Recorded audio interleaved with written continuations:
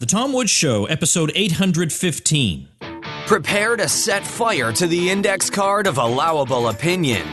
Your daily dose of liberty education starts here. The Tom Woods Show. Hey everybody, Tom Woods here. I want to make sure that people who listen to my show have an opportunity to hear my sister podcast, Contra Krugman, that I do with Bob Murphy. Every week we refute Paul Krugman's New York Times column over at ContraKrugman.com. We have a whole lot of fun doing it. And one time in the distant past, I ran an episode of Contra Krugman as an episode of this show as a bonus episode. Well, today, now don't yell at me, today I'm going to run an episode of Contra Krugman as a regular episode of this show. And I'm doing that partly because I'm out of town this week. And yeah, I probably should do this as a bonus episode, but this week, as far as I'm concerned, these are all bonus episodes, because if you've listened to the show for a long time, you know I normally take this whole week off. I take about a week and a half off at Christmas time, and this year I'm not doing that at all. So the fact that you got the other 4 episodes is the real miracle. So yeah, okay, if you've already heard this episode of Contra Krugman, well, it's a pretty good one. You could listen to it a second time. But I do want people to know about it, and I think you're going to like this particular episode. This is our most recent one. For those of you who are regular listeners, we will be resuming as soon as I get back, and we'll probably do 2 episodes next week to make up for my absence. But all the same, this is an episode dealing with a column Krugman wrote about the destruction of the Republic, and really arguing that Trump has really capped it off. And Bob and I just thought that really takes the cake, that he would say that, when he has cheered every single move against Republican government, Republican with a small r, of course, in his whole lifetime and before. So we're going to talk about that in today's episode. Now, those of you who have not listened before will not get the jokes toward the end, so I'm going to explain them to you. Bob and I hosted a cruise called the Contra Cruise back in October 2016, and it was a lot of fun. And who knows if we'll do another one, but we certainly did do that one. We had a ton of fun doing it. And leading up to that, Bob and I had this sort of gag, this running joke on the show, that we would have these awkward segues into the show. So we would say, yeah, boy, that guy's credibility sure is sinking. And then the other one would say, you know what won't sink? The Contra Cruise? Right. Okay, so everything, you know where you won't do such and such, the answer was always the Contra Cruise. Well, it's a little bit awkward doing that when there is no Contra Cruise to pitch, and that's now become sort of the new joke. Anyway, that's what's going on in this episode. If you like Contra Krugman, check out ContraKrugman.com, where you'll see all the episodes, and also you'll find the links to subscribe on iTunes or Stitcher. All right, get ready. Here comes Contra Krugman. Contra Krugman, episode 66. Welcome to the podcast that takes apart Paul Krugman's New York Times column. Join us as Tom Woods and Bob Murphy teach economics by uncovering and dissecting the arrows of Krugman, Nobel Prize winner, newspaper columnist, and destroyer of nations. It's time for Contra Krugman. Hey everybody, if you don't yet have my free ebook, 5 Paths to an Online Income, you are missing out. This is a how-to guide, how to podcast, how to self-publish a book, how to monetize a blog, and so much more. So it's a how-to guide, and it's also a how-to-monetize guide. It's both. Check it out at pathstoincome.com. Hey everybody, friendly neighborhood economist Bob Murphy here. A lot of people have been contacting me and saying, Bob, we love Contra Krugman, but can you do another podcast where you just talk about current events in the financial sector without filtering it through whatever Paul Krugman happened to say that week? Turns out you're in luck. I do have another podcast that fits that bill. It's with my co-author, Carlos Lara. So to access this, just go to laramurphy.com. That's LARA-Murphy.com, and you'll see the tab for the podcast is along the top toolbar. Hope you'll check it out. Hey everybody, Tom Woods and Bob Murphy here with another episode of Contra Krugman. On the eve of Christmas, if not the very eve, then pretty darn close to Christmas. And here we are still churning out episodes. It's pretty darn unbelievable. And actually, Bob, you're not going to have to talk. Let's try and remember after this episode. Next week's going to be hard because I'll be totally inaccessible. So how are we going to do this? I don't know, but we'll make the magic of Contra Krugman occur one way or the other. It'll magically be solved. I think we could do it right now, Tom, right? Yeah. No, come on, Trump's not that bad. And you said the opposite when Obama did it, and Hillary would have been even worse. And, now all of a sudden spending is bad? Okay, that's convenient. I think we're, on. Yeah. Okay. There you go. That's next week's episode. All right. So we've already got episode 67 in the can. That was a beauty. All right. Today we're actually talking about a column called How Republics End. Well, that's something Krugman would know about, wouldn't he? It's the December 19th, 2016 column. Because he's the destroyer of nations? Is that what you mean? He's the destroyer of nations. Bob, I'm glad you're following along with these jokes that are based on our intro music. That is good. December 19th, 2016 is the date. And, of course, as always, we link to the column at contrakrugman.com/the episode number. And in this case, that's 66. All right. Let me run through it. Let me run through it dispassionately with none of my own opinions shining through here. Krugman begins in his usual non-hysterical style. All right, I'll concede that was an editorial point, by saying people are reacting, many people anyway, are reacting to the rise of Trumpism by reading history, specifically the history of the 1930s. What else? See, here I am doing it again. And they are right to do so. It takes willful blindness not to see the parallels between the rise of fascism and our current political nightmare. But there are other eras that have lessons to teach us, says Krugman. He says lately he's been reading a lot about the ancient world, and he's interested in how the Roman Republic fell. And he says Republican institutions don't protect against tyranny when powerful people start defying political norms. And tyranny, when it comes, can flourish even while maintaining a Republican facade. So he says, for example, Roman politics involved fierce competition among ambitious men. But that competition for a long time had been constrained by the rules of Roman politics. There were rules that were customary and bound by tradition that were more or less observed by everybody. But eventually they weren't any longer. And so he makes the parallel with the U.S. He says America used to be like that, with prominent senators declaring that we must stop partisan politics at the water's edge. But now we have a president-elect who openly asked Russia to help smear his opponent. And all indications are that the bulk of his party was and is just fine with that. Well, what happens to the republic? Well, he reminds us that in the ancient world, on paper, Rome was never transformed from a republic to an empire. On paper, it stayed a republic. It was still ruled by a senate. It still had the same office titles. Some of the same formal procedures were observed. But although you had these outward appearances of a republic, it had really been hollowed out. Those appearances were just that, appearances.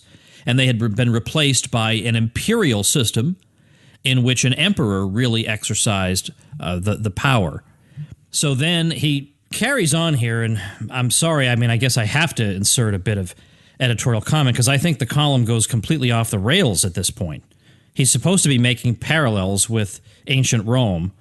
I don't think he really has any, and so he more or less gives that up and doesn't return to it ever again. Well, he returns to it very slightly at the end. He says, the sickness of American politics didn't begin with Donald Trump any more than the sickness of the Roman Republic began with Caesar. The erosion of democratic foundations, so now suddenly we're talking about democracy instead of republicanism.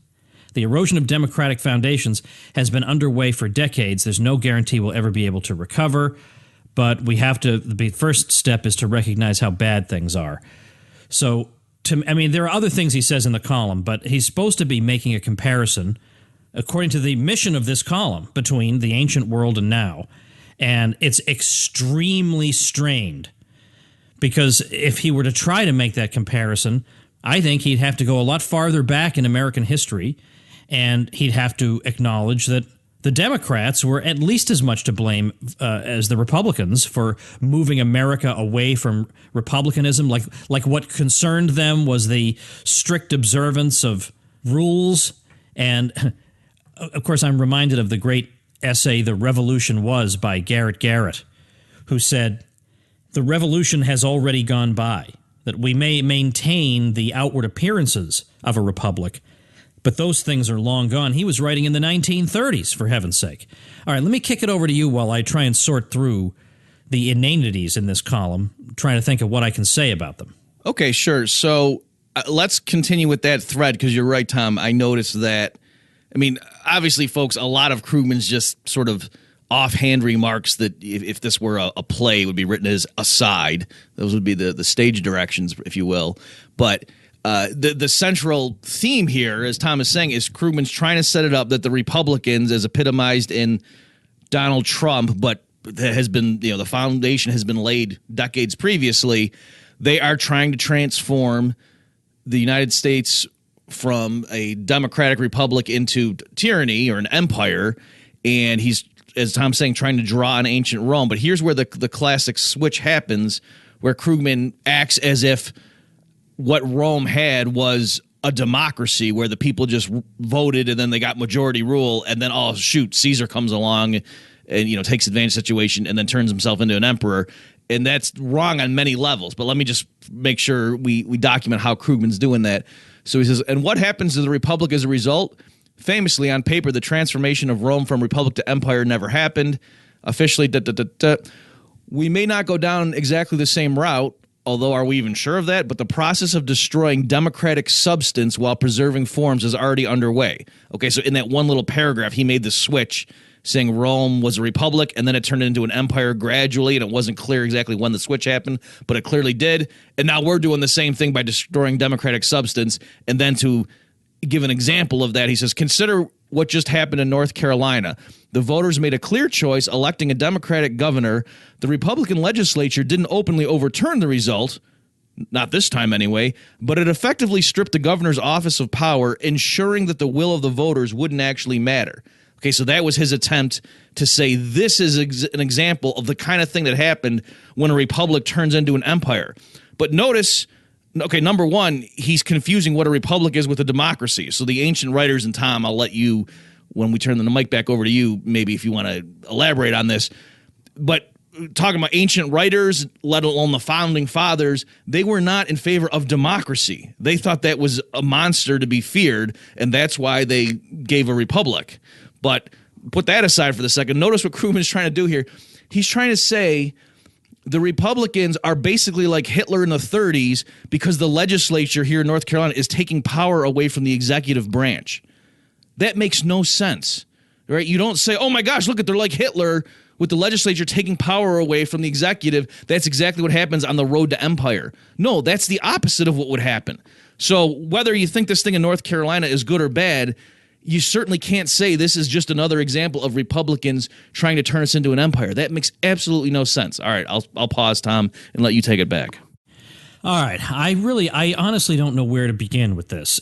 What happened in Rome, by the time you get to the emperor, by the time you get to Augustus, as we move into AD 14, so from about 30-ish BC to AD 14, what you have is a system where you do have an emperor, although it's not as openly acknowledged as you would think it would be. The emperor is by and large exercising a lot of powers that are traditionally held by somebody. Now, he also has some other powers he's arrogated to himself, but what's happened is, although the Senate still functions and you have other Roman offices that still function, their powers have more or less been absorbed by the emperor. Well, likewise, is that not an example of what's an illustration or a reflection of what's happened in the United States, where the president has come to exercise powers that we associate with other power centers in society? So, for example, the president more or less makes foreign policy as he wishes, with the Senate very, very much in the background. This goes way, way back. This goes back to Teddy Roosevelt, who, when he was trying to reach a deal with the Dominican Republic and the Senate wouldn't approve his deal, he said, well, then you know what? I'll just call it an executive agreement, and therefore it won't require the consent of the Senate. Now, is he allowed to do that? Can he do that? Well, the point is he did do it. And that was his attitude, that if the Senate becomes obstructionist, then power must be exercised by those who actually want to carry forward with what the people want. That is exactly what undid Rome, was exactly that attitude, that if our traditional institutions won't be activist enough, then we have to take power in our own hands, make demagogic appeals to the people over and above and against these institutions so that they will cheer the transfer of power into the hands of the single person. And that's exactly what's gone on. Listen to the way U.S. presidents speak in the State of the Union speeches. They speak in a distinctly messianic tone in terms of all the promises they make about what they're going to accomplish through politics. That is not what a humble Republican executive sounds like. That you've already crossed the line into empire when you're given speeches like that. Not to mention, of course, the executive orders, the sending of troops anywhere the president wants, all the power that the president has over executive level agencies and regulatory bodies that are not controlled by the legislature. There are all kinds of examples of the president absorbing powers that had been exercised elsewhere. The problem for Krugman is he has cheered every single one of these moves over the years. He is the one, he is far more responsible than, for heaven's sake, Donald Trump of all people, for leading us down the road to empire. Krugman does not care about constitutional restraints. He does not care about traditional American republicanism, which is all about local self-government. He wants top-down centralized solutions to everything, which is, in the American context, the very definition of imperial. So Krugman ought to be looking himself in the mirror when it comes to this, or defining his terms better. I don't know what. So it seems to me that both the Democrats and the Republicans are guilty of this. I mean, the fact that they both make promises that we're going to somehow give the great mass of you a lot of stuff. And who cares about the old fogies who say there are legal restraints on what we can do for you? We need a Supreme Court who will grow with America. Which is Hillary Clinton's way of saying, I'm going to sweep away all resistance to what I'm doing. And you're going to tell me Donald Trump is the one who sounds like Caesar? Yeah, let me follow up on that, Tom. I've just been lighting up on Twitter lately, folks. I'm Bob Murphy Econ. I really don't know what you're doing if you're not following me. But by the way, I honestly don't either. Why are you not following Bob on Twitter? Bob Murphy Econ is his Twitter handle. All right, go ahead.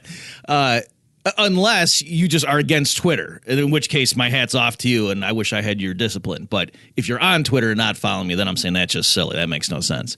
So on December 16th, Krugman was on a rant, and one of them I just thought was just ironic. He said, even if Trump can't be stopped, so he meant like keeping him out through the Electoral College because, oh my gosh, people apparently don't care that Putin just picked our next president. What a bunch of morons. So this is Krugman now. Even if Trump can't be stopped, we need any constraints on his actions we can find. And threat of public outrage is really all there is. Now, I suppose we could be fair and say, oh, Krugman just is acknowledging the fact that the U.S. Constitution has been killed. Perhaps he read the book co-authored by Tom Woods on that subject. But I don't think that's what it is. I think it is that Krugman doesn't even think of the U.S. Constitution as being a constraint on the president because Krugman thinks that's silly. That's an outdated, old-fashioned, old fogey thing that keeps the government from helping poor people and minorities.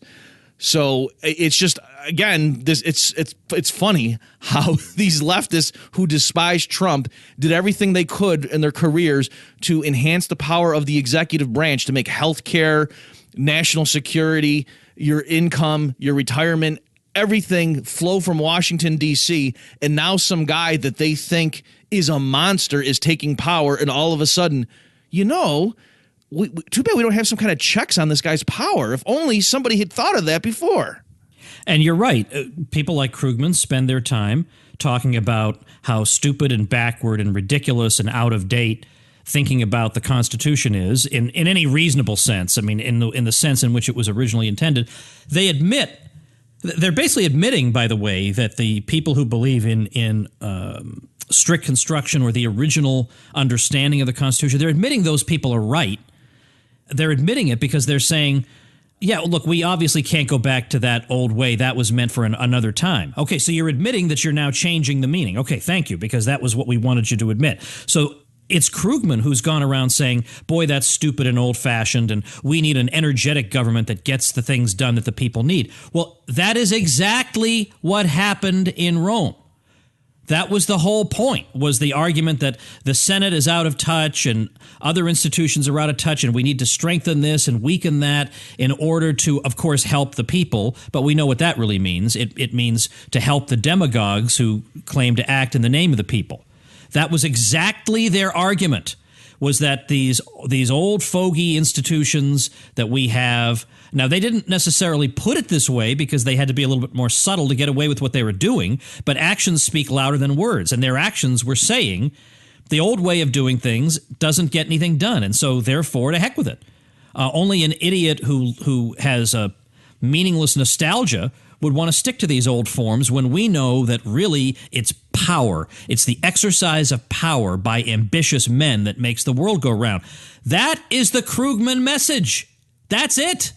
Yeah, let me read here. So in my book on the Great Depression, I found this passage from Paul Johnson.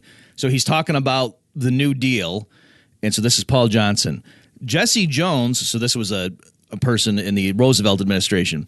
Jesse Jones called himself and encouraged others to do so Uncle Jesse. In turn, it was said of him that he was the first financial pirate to realize that the new field of opportunity lay in public service. Hence his unofficial title, the Economic Emperor of America. Jones eventually possessed himself of Hoover's old job as Secretary of Commerce and piled up other titles, heading the Federal Loan Administration, the RFC Mortgage Company, the Disaster Loan Corporation, the Federal National Mortgage Corporation, the Export-Import Bank, the Federal Housing Administration, the Census Bureau, the Bureau of Standards, the Civil Aeronautics Board, the Patent Office, the Coast and Geodetic Survey, plus another 4 important posts he added during World War II. Never before had one man possessed so much public power in a democratic society. Right, so I don't recall. But you know what? While I'm talking about the New Deal, remember when FDR came in, one of the first things he did was to issue the executive order that confiscated everybody's gold. And that was under penalty of up to a $10,000 fine and 5 to 10 years in prison. All right. So when people like Larry Summers are looking at the Carrier deal, it's like, oh, my gosh, the rule of law. I can't believe that Trump is, hurting our great institutions. I don't remember Krugman or Larry Summers complaining about Roosevelt ending the gold standard like that. I think, or the New Deal more generally, like the thing I just read about Paul Johnson's description of what one guy's power under that. I kind of remember, Tom, correct me if I'm wrong, that Krugman is in favor of things like the New Deal, and anyone who would have said at the time, but wait a minute, I don't think you have the constitutional authority to do that, Mr. Roosevelt. I think Krugman would have laughed at that guy and said, oh, it's really just, come on, you just like minorities who are starving to death. That's really what's going on here, isn't it? I don't really know how to add to that, because that really is the point here, that it really takes unbelievable gall for Krugman, of all people, to suddenly be worried about preserving Republican forms and not just the outward appearances. I mean, in other words, preserving the substance of Republican institutions and not just the outward appearance. Well, yeah, I mean, we still have the outward appearance. We have these fancy buildings whose architecture is derived from Republican Rome and a little bit from ancient Greece, and we have the outward appearance of constitutional government. Every 4 years we have a presidential election. But when you just peel back one layer of the onion, there's nothing there. There's no there anymore. Krugman's been cheering this the whole time. At least he could have and I find almost nobody has this kind of principle. He could have had enough principle to say, you know what, I really do favor a more energetic government, but I realize that's not the government we have. So either we have to make a real educational appeal to the public to amend the Constitution accordingly, or I don't know what, but we'll have to do something. No, his view was, yeah, I know we're not allowed to do it, but we'll just arbitrarily declare that old understanding is dead and gone, and that today we have a new way of thinking, and we'll just do what we want.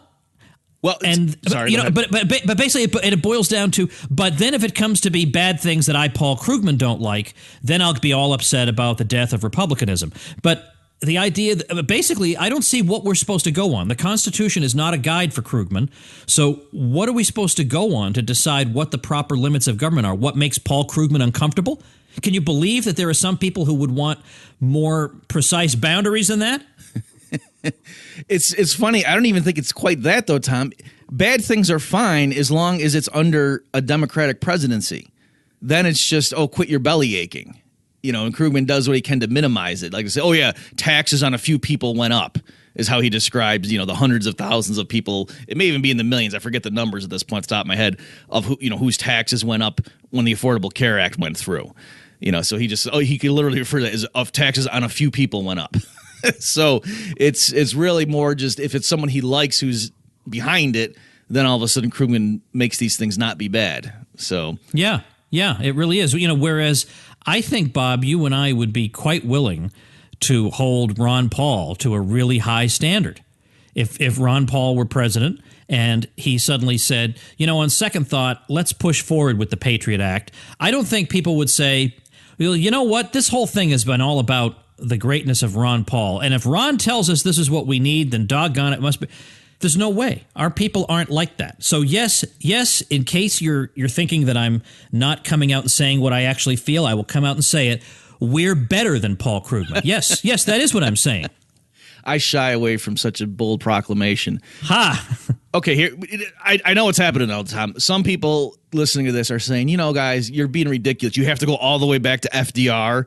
I mean, that's just ancient history. I suppose Krugman himself brought up the ancient history, but still, that's kind of ridiculous. It's not like, Obama did something that could arguably be construed as moving us towards a police state or an empire with no checks on the executive. Okay, so let's take that one head on. I've been going nuts since this happened. Back in May of 2012, the New York Times ran a story, front page, that in the very headline said that President Obama has a secret kill list. That's not me paraphrasing what it really means. That was the phrase in the headline of the New York Times, that the president has a secret kill list. And then it explained, and when you start reading the article, that here, this is from the New York Times. Talking about President Obama, could he order the targeted killing of an American citizen in a country with which the United States was not at war, in secret and without the benefit of a trial? And then it goes on to explain why, well, yes, he can. The Justice Department's Office of Legal Counsel prepared a lengthy memo justifying that extraordinary step. Again, ordering the target. So this isn't like they dropped a bomb and oops, killed a guy that they were trying to take into custody. No, this is they on purpose deliberately saying, we're taking this guy out. He's a U.S. citizen in another country with which we are not, or at a state of war, and it's a secret, and there's no judicial oversight. And you say, well, gee, doesn't the Constitution protect that sort of thing? Doesn't he, have due process? Oh, sure he does. But this is how they satisfy that. The Justice Department's Office of Legal Counsel prepared a lengthy memo justifying that extraordinary step, asserting that while the Fifth Amendment's guarantee of due process applied, it could be satisfied by internal deliberation in the executive branch. So I think we all breathe a sigh of relief knowing that before President Obama signs off on them secretly killing you on purpose, that he and a bunch of guys talk about it first and decide, yeah, that guy does deserve to die. So there you go. Constitution in effect, republic, not anything sliding towards empire there by any stretch. Nothing Caesar would think of doing. They had to have a conversation first before they kill you in secret.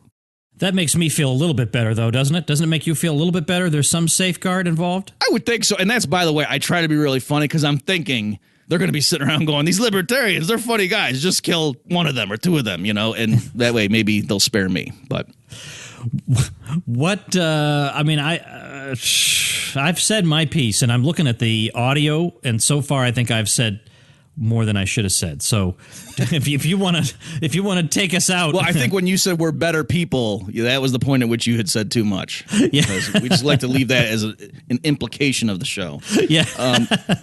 Why don't we, while I've got you here, Tom, and while you're an expert on U.S. history and political systems and so on. Are you leading into a discussion of the cruise? I actually wasn't. Oh, I'm completely out of it. No, see, I actually take our job seriously, Tom. Yeah, I actually knew you weren't going there. You're like some guy. You're like this cubicle worker. You're just looking at the clock. Oh my gosh, when's it Friday? I can't wait. Okay. Can you just briefly, there's this groundswell. All of a sudden, a bunch of people are saying, this electoral college is kind of stupid. Why don't we just have a popular vote and do it that way? Right. And of course, nobody worried about the Electoral College when they thought Hillary Clinton had it all locked up. The rules were fine at that point. But now that she lost, according to that metric, all of a sudden, that's a stupid system. Do you want to say a few words? Can you just what is the point of that? Why did the people framing the Constitution, do it that way? And what would someone say in an online argument if somebody comes in and says, oh, you're thwarting democracy by doing that? And, if we live in a democratic society, clearly we should have majority rule. Yeah, and I would say, hooray, I'm glad we're thwarting democracy. So I guess I'm not exactly the best spokesman for this, but... Well, no, but okay, so why... But you're right. I mean, that's part of what we're saying here is Krugman is conflating a republic with democracy. Yeah, and I said in the beginning totally of the show, people, classical writers feared democracy. They thought that was awful. They thought democracy was the road to tyranny. Right, exactly. All right, so let's talk about that. I did an episode on the Electoral College with two fellow historians at tomwoods.com on the Tom Woods Show, I don't know, a few weeks ago probably. So somewhere in my episode list, tomwoods.com/episodes, you'll find it. But the way I explain it, it might be a little bit different from how it would have been explained in the past, but I think this is the best explanation for the times that we're living in now. So it goes to show how flexible I am, Bob. I'm willing to speak in terms of our day and our times. So let's think about what it would look like if there were no Electoral College. Now, the funny thing is, I just read in an article on Yahoo the other day that was critical of the Electoral College that the Electoral College, according to this article, is a perverse system that encourages politicians to focus most of their campaign efforts on just a few states. That's exactly the opposite of the truth. If we didn't have the Electoral College, they would focus even more attention on just a few states, where all the population is concentrated. Now, it's true that there isn't that much effort put into campaigning in a place like Idaho, partly because the Republicans already have it sewn up, partly because it's very sparsely populated and yet geographically very large, so it just doesn't make sense to deploy the resources there. But that would be true with or without an Electoral College. But when you're dealing with a lot of these medium-sized population states, there would be a significant difference. They would see far fewer resources put into campaigning there. Why? Because I could get all the votes I need in New York, Florida, and California. That would be it. I mean, seriously, I could win the whole election focusing on those three population centers. And don't even think of them as states. Think of them as population centers. But with the Electoral College, there are only so many electoral votes you can get in any one state. And once you've gotten that, once you've won the state, once you've won enough popular votes to win the state, that's all you can ever get from that state. So that's the system's way of saying, all right, already, we get that you're popular in California. Now you got to go do something else. You can't just get all your votes from California. So in a popular vote, pure popular vote system, there would be no ceiling on how many individual votes you could get in California to run up the result. But with the Electoral College, there is a ceiling of electoral votes, which says, now go campaign somewhere else. So the Yahoo article had it exactly backward. So what we need to also bear in mind is that the United States was organized as a collection of societies. That's why in the Constitution, the United States is referred to in the plural, not in the singular. The United States are. And the Electoral College is based on this idea that what we have is not an undifferentiated mass of individuals. That would make us just like every other country in the world. What we have instead is a collection of societies. And each of these societies has its own quirks, its own peculiar characteristics, its own visions of excellence, its own ideals that it wants to uphold. And the idea is that we want to see how many of those societies these candidates can win. Now, granted, it's not purely a let's see how many states you win, because we do weight it to some degree in favor of population, but not entirely. If we did that entirely, it would be a pure popular vote. So there's an emphasis on how many societies are willing to say, yes, you would be a leader who would not undermine what we're trying to do in our little society here. That's what we're all about, local self-government. So which leader is going to do the least damage to local self-government in our little place? That's ultimately where we're going here. And the analogy I've given is to say that what we should want is just a pure popular vote. Well, first of all, it's totally at odds with what the United States is supposed to be. I know it's not at odds with what you learned in fourth grade, but that's because your fourth grade class sucked. All right, they were teaching you BS. America is supposed to be a collection of societies. But it would be like saying, and I've given this example before, suppose the World Series is going on, and it's the Mets versus the Red Sox, to pick two teams at random. And let's say the Mets win the first three games 2-1. Every single game, they win 2-1 against the Red Sox. 2-1, 2-1, 2-1. Then the Red Sox win the next three games 8-0, 8-0, 8-0. And then the Mets win the final game 3-1. The Mets win the World Series. And nobody would think it made any sense for the Red Sox to come back and say, now, wait a minute, though. If you add up the total number of runs across the whole series, we had more runs. We would just say you're just a sore loser. That has nothing to do with it. It's how many games did you win? And then Kevin Gutzman elaborated on this, and he said that my analogy was better than I realized. Because if we did run the World Series that way, where what matters is the number of runs you score over the course of the series, we would run our games differently. For instance, if the Red Sox are losing 11-0 in the 8th inning, they're not going to put their best relief pitcher in at the end because they figure that game is already lost. They want to save that guy's arm for the next game. But if what matters is not the number of games but the number of runs, they don't want any more runs, right? I mean, if they lost one game, big deal. But if that 11 runs could turn into 15 runs, and these runs are going to be used against them over the whole series, then maybe they would put their top guy in just to try to stop the hemorrhaging. Or, again, you could think of any type of sporting event where at the end of the game, they put their third string in, like the Boston Celtics when I was growing up in the 1980s. You knew the Celtics had the game sewn up when Greg Kite came off the bench. Greg Kite would be throwing free throws, and they'd be bricks. Free throws would be bricks. You knew they had it wrapped up. But if what mattered was over the course of the championship series, the grand total number of points, they wouldn't put Greg Kite in. They would just try to exhaust their other players the best they could. So the idea that Trump, for example, didn't win the popular vote and that's what matters, if that had been his goal, which it wasn't, his goal was to win according to the rules, the Electoral College. That had been his goal, he would have campaigned all differently.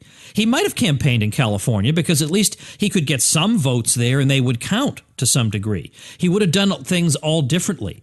And so therefore you can't be sure what the outcome would have been. All right, I think that's it. Can you make an analogy to football? Because I think the viewers didn't quite follow that. I think I'm done. All right. I suppose in summary, I just want to mention that, Krugman, his second last paragraph here, I'm okay with. He says, one thing all of this makes clear is that the sickness of American politics didn't begin with Donald Trump any more than the sickness of the Roman Republic began with Caesar. The erosion of democratic foundations has been underway for decades, and there's no guarantee that we will ever be able to recover. So I'm okay with that insofar as it goes, as if what we take by democratic foundations means the way the U.S. government originally was supposed to operate, which we've seen that's not necessarily the same thing. But Krugman spent the whole column saying, and we're not putting words in his mouth, he literally said, this is all due to Republicans, that the Democrats have nothing to do with this whatsoever, even though, as I said, you could clearly point to many examples where it was Democrats in office, both in terms of civil liberties and economic liberties and foreign policy, who were acting as a tyrant would and not as somebody who thinks he's constrained by the chains of the Constitution.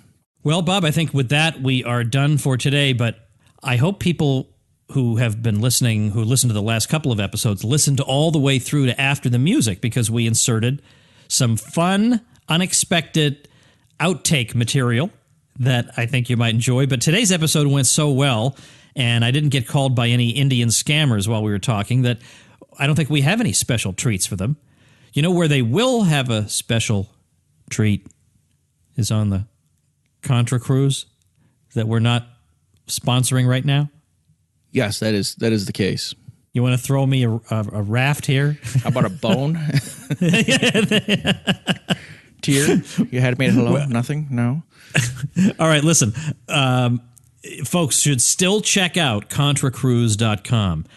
Watch our little video about how much fun we had on the cruise, because if in the 1 in 800 million chance we ever decide to do another cruise, you'll be the first to know about it. So check it out at ContraCruise.com. I mean, right? Would you say those are about the odds, Bob? I would, and also, since Donald Trump, is Hitler, as Krugman has been telling us, you probably want to go abroad and just see what your options are, because people are going to need to escape in the next few years. So there's that element too. Exactly. Bob and I are here to help. As always, we're here to help. Let's see. What can we put on the show notes page, Bob? Anything good for people? The Krugman column, yes. But is there anything we talk? How about I'll put my Electoral College thing? Yeah, the New York Times column about Obama's secret kill list. when I was a little kid, if you told me that a major newspaper was going to say the president has a secret kill list, I would have said, oh, and so the people were rioting in the streets, right? No, that's not what happened. I think I'll also link to the Revolution Was, that essay / book that I mentioned, because to read something like that and realize it was written, I think, in the later 1930s, and it was written so incisively against the New Deal, it warms your heart to know that at least some people hadn't completely lost their minds. It's very good. You'll learn a lot reading Garrett's essay, so we'll link to that. Pretty sure that's up for free online somewhere, so I'll try and link to it at contrakrugman.com/66, which we earnestly hope you will visit. Thanks for listening, everybody. Thanks for listening to Contra Krugman. Subscribe to the show for free on iTunes or Stitcher at contrakrugman.com. You'll also find detailed show notes pages, our blog, books by Tom and Bob, and more at contrakrugman.com. See you next week.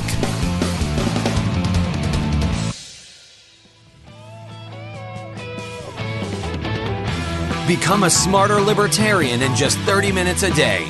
Visit TomWoods.com to subscribe to the show for free, and we'll see you next time.